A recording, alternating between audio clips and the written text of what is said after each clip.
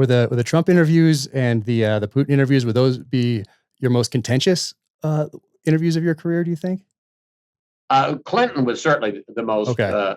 contentious, and this goes to something which I get criticized a lot because I like to play it square, and so therefore some people on the right will say, "Oh, he's a liberal," and the answer is, I think if you look at my interviews over the years, I've been an equal opportunity pain in the neck, whether it's to Republican conservative presidents or liberal Democratic presidents. In the case of Clinton, it was in 2006. He was out of office, but he was running the Clinton Global Initiative, and I was able, and it wasn't easy since I was at Fox by that point, to get an interview with him.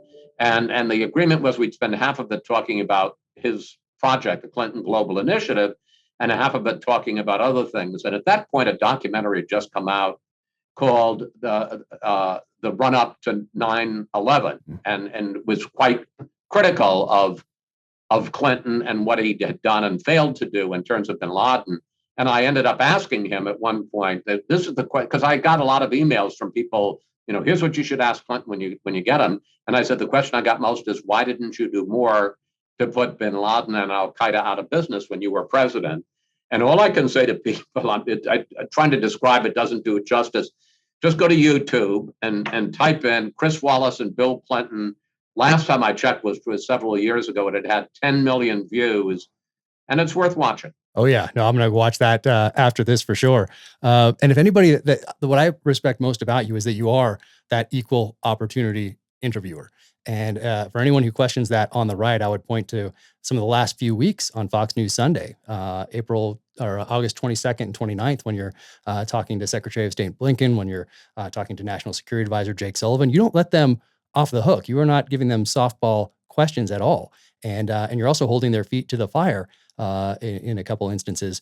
Do you ever get upset, or does it get irritating that politicians or bureaucrats don't answer questions directly, and in some cases simply refuse to answer, even with a follow-up and a third follow-up, and then you're on the clock because you have an hour on Fox News Sunday and you have another guest coming up? How irritating does that get, or is that just something you become used to, kind of playing in that space?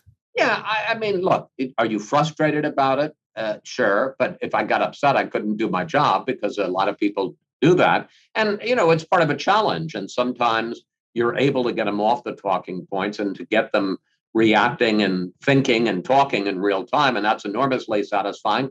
And sometimes you aren't. And then I fall back on something that my father, Mike Wallace, used to say, which is sometimes the questions are more interesting than the answers. And I think if you ask a direct question a couple of times and a guy refuses to answer it, the audience gets it, that he's purposely ducking the question.